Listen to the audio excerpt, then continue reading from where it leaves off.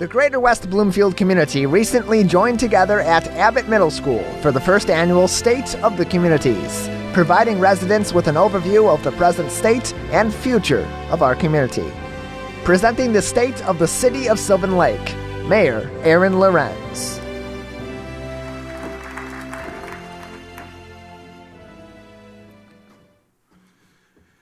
Thank you very much for being here tonight. I want to thank David Scott, Executive Director, and Executive Director Dave Alberry of Civic Center TV for organizing the first ever State of the Communities event. I also want to thank the wonderful staff that they have over here to our left. These people have done a tremendous job tonight, and it's really an outstanding show. Really appreciate it. Thank you very much. We would also like to thank Deb Macon and the West Bloomfield School District for providing tonight's venue. Lastly, thank you to the audience for attending and those watching on Civic Center TV. I'm very excited to be here and share our story. Sylvan Lake is located on the north end of Orchard Lake Road, the Orchard Lake Road corridor. Many of us in Sylvan Lake like to believe that the city is a secret, undiscovered and protected from the outside world. However, if you look back over here to my left or right, you'll see that the world is all around us. Pontiac borders us on the north and the east, Waterford Township on the west, Bloomfield Township on the east, West Bloomfield Township to the south, and Keego Harbor to our west. Also, little known is that we border, our very, very southern border is Pine Lake Country Club, way, way down on our southernmost border, and we don't need a wall. Here we see City Hall in 1950. Thank you very much. Here we see City Hall in 1957 and 2019. As you can see on the surface, not much has changed. However, once you enter the City Hall, everything has changed. In 2018, we completed renovations in City Hall. It was revamped over the last 4 years in several phases to minimize the impact on our annual budget. We have vastly improved the entrance area and service desk, added a conference room, moved the police department to the ground floor, created a separate entrance for the police business, updated the evidence room, and added security cameras. I know this sounds like something that we should have had a long time ago, and these are all elements that many cities take for granted, but in Sylvan Lake, it's slow progress sometimes. The separation of departments provides for a safe and secure working environment for our city employees and visitors. John Martin, our city manager, led the project with input from his staff. Congratulations to all on a great job. The following is some basic information on our city. We have a AA+ credit rating, which is the highest credit rating for a city of our size. We have a population of approximately 1,850 people, and our current taxable value is roughly $92 million. We have over 12,000 feet of linear shoreline in the city, which allows us to have 165 DNR registered boat slips and racks for 40 kayaks that are leased to our residents. Houses in our city continue to be a fantastic investment. They have been increasing at a rate of just over 9% a year, which outpaces other cities, or most other cities in Oakland County. We have 10.8 acres of community parks, which by published metrics is sufficient to support a population of 2,800. Our main park and beach is located in the center of our city on Sylvan Lake. It is a private park that requires even residents to purchase a city park tag. This is probably one of the most near and dear assets to our residents. Sylvan Lake operates under a city manager form of government. The city council is the governing body that sets the policy. The city manager is the administrative agent assigned to carry out the policies determined by council. The city manager and attorney answer to council.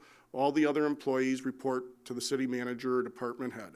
I like to make that clear because everybody thinks the mayor can just call the police or the fire department or the county road commission to get something done overnight, and that's not the way it is. And I have to say I was most amazed that people do call our DPW department to get their potholes filled, and now I have even more envy for West Bloomfield and Steve Kaplan that they can just call the county road commission.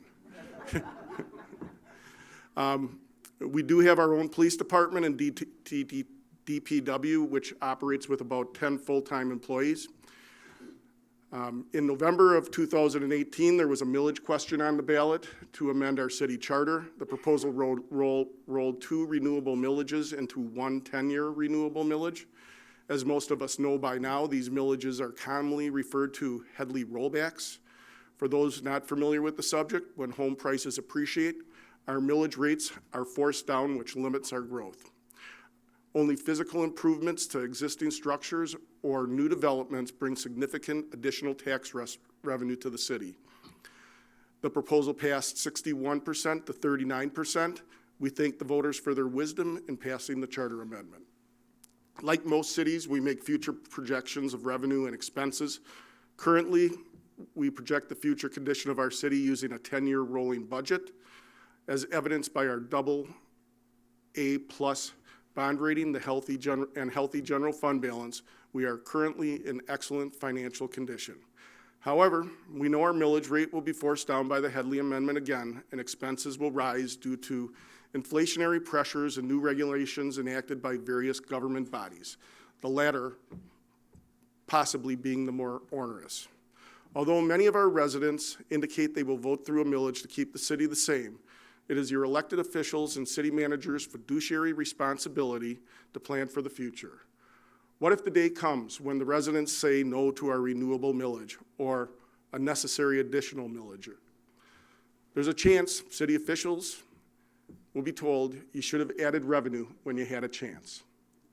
As previously indicated, the most likely areas to look for to increase our revenue is the improvement of existing built-out properties and underutilized property.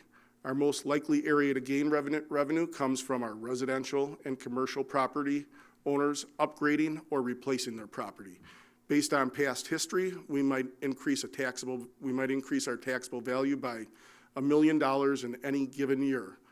From these improvements, the increase provides approximately $13,500 in additional revenue each year, or an additional 1.2%. Not a lot. The Whitfield School property is our most precious and underutilized parcel of property. As most of us know, it is the vacant property along Orchard Lake Road next to the DTE Service Center. If developed, based on subjective estimates, an additional annual operating revenue for the city is approximately $130,000, which translates into, for us, an extraordinary 11.9% increase in revenue. In addition to the direct revenue from the redeveloped property, we would also expect commercial properties in the Orchard Lake Road corridor to gain increased interest from investors and residential properties to rise due to the improved image of the city's gateway. Both of these outcomes will also increase our revenue. There is also the DTE property that primarily resides in Bloomfield Township. It is our understanding that DTE will be moving to the Summit Place Mall. We have been in contact with Bloomfield Township in an attempt to have them collaborate with us on the potential sponsors to redevelop the parcel in a manner that meets the vision of the Northern Orchard Lake Road corridor. Approximately 1/3 of the DTE property resides in Sylvan Lake. Here's a development concept for the Whitfield property that cannot be built under our current planned unit development ordinance, more commonly referred to as a PUD. A PUD is not intended to avoid the imposition of standards and requirements of a district. Rather, flexibility is permitted so that the PUD plan provides advantages to both the developer and the city. If the property is redeveloped using the PUD ordinance, the sponsor submits an application to the Planning Commission for the proposed development. If it is acceptable, the Planning Commission will place it on their agenda for public hearing. After further review, the Planning Commission shall provide a report and recommendation to the City Council, at which time the City Council will get to wrestle with the project. Here we see the current state of affairs to what is referred to as the gateway to our city.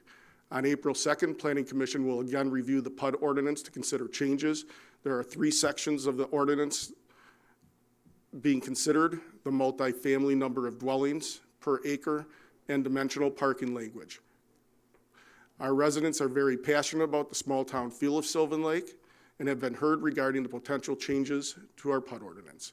We have wonderful city planners, a great city manager, a thorough planning commission, a thoughtful city council, and potentially a seasoned and successful sponsor interested in redeveloping the property. We are working to preserve the feel of Sylvan Lake and at the same time enhance its future. I am confident our residents' comments are being taken into consideration regarding any changes that might be made to the PUD ordinance. This is the property across from City Hall. We are very excited that a sponsor has decided to open a farm-to-table restaurant dining establishment in our city at this location.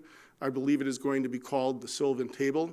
It will have a greenhouse and gardens that support their menu, outdoor seating and walking paths to explore the property. The sponsor is moving a historic barn originally built in the 1800s from Maine to house the restaurant. We welcome their investment and wish them and the rest of our very wonderful dining establishments success. Our city's fire and EMS services are provided by the West Bloomfield Fire Department. The service we receive is outstanding and is well above the national average for its cost. It's a great example of the collaborative efforts of our three cities, and I thank the West Bloomfield community for working with our three cities to put this Tri-City Fire Department together and serve our three cities. So thank you very much.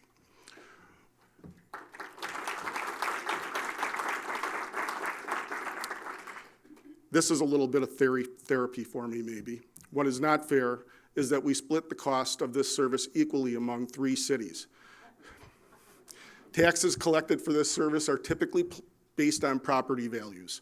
I commend the Tri-City Fire Board Chairman and Orchard Lake resident, Dave Berger, for his stance that if we used property value to calculate the cost of the service to the cities, it would not be fair to Orchard Lake. However, looking at the metrics in the table, I cannot help but feel we let ourselves get taken advantage of back in 2003. At this point, short of threatening to leave the Tri-City agreement, we have no leverage to renegotiate the deal. However, once again, I am asking the Tri-City Fire Board to revisit the current split and provide some relief to Sylvan Lake. $50,000 is the number I'll throw out there. I would probably take $10. It would just make me feel better. We have the smallest population, the least amount of calls, and are the furthest away from the closest station. The city of Orchard Lake Village not only has one substation inside of its boundary, they have another brand new substation being constructed on their western boundary. I'm asking the Fire Board Commissioners again to please revisit this subject and right this wrong. Now let's get back to the fun stuff. Thank you to our volunteers. First on the list is the Parks and Recreation. This group has provided our city with many activities for years and years. Listed are some of the programs and events that they have put on. Patrick Runk is the chairman and always welcomes volunteers. Also pictured here are two of the most active members of the group, Patty Harrop and Terry Etter. Thank you also to the Sylvan Lake Garden Club. Some of their events are the annual ice cream social in August, monthly work days, the perennial plant exchange, monthly gatherings, and they too are always welcoming others to join them in their dirt and dishes pursuits. Thank you to Helen Jane Peters and her Sherpa, Pete Peters.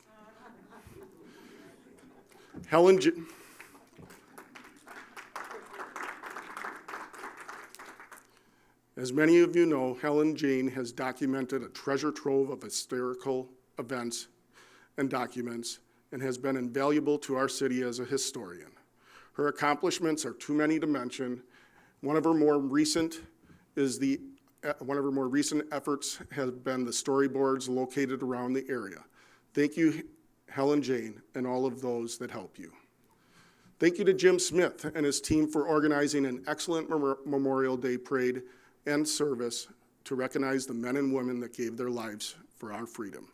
The parade starts at City Hall and winds its way through Sylvan Lake and concludes for a brief service at Memorial Park. The color guard raises the flag to half-mast. Our own city manager and sometimes his son sing the national anthem. An invocation is given. There is a roll call of Sylvan Lakers that made the supreme sacrifice, followed by a moment of silence. A veteran roll call is made to recognize the veterans that are in attendance. There is the placement of the memorial wreath by the Garden Club, after which Taps is played and God Bless America is sung. There are many, many volunteers that make this event happen. Special mention goes to Kathy Jensen for face painting and Kathy Robbins for her veteran recognition efforts. She finds and diligently keeps track of where our veterans are and where they're going.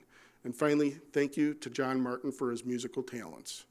We also have the Sylvan Lake Home Garden Tour. They identify approximately 6 or 7 homes and gardens to tour. It's a huge effort that requires a tremendous amount of planning and person power to assure it is the success that it is. The funds raised from the tour have funded many city improvements. Some of these are the community center kitchen, a new sign for City Hall, and chairs and tables for the community center. Thank you for everyone that makes this happen.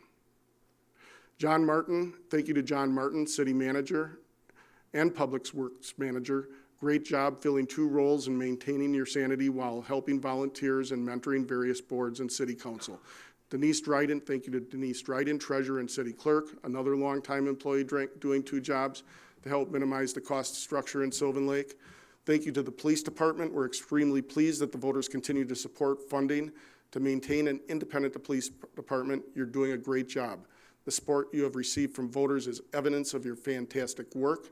Keagle Harbor, Orchard Lake, and West Bloomfield, we owe it all to these men and women for the great record that we have for safety in our communities. Thank you very much. I'd also like to thank the entire Sylvan Lake team, which includes the DPW and office support staff. A special thank you to Brian and Kevin for always rising to the occasion to respond to so many different situations, morning, noon, and night. Again, thank you to Helen Jane for the many pictures she forwarded to me for this presentation, to Jim Smith for pictures and guidance, and also to Jan Hayes and Bill Brundage for providing me information regarding Sylvan Lake real estate. And all of you in the audience and watching on TV, thank you for your time and thank you for your interest.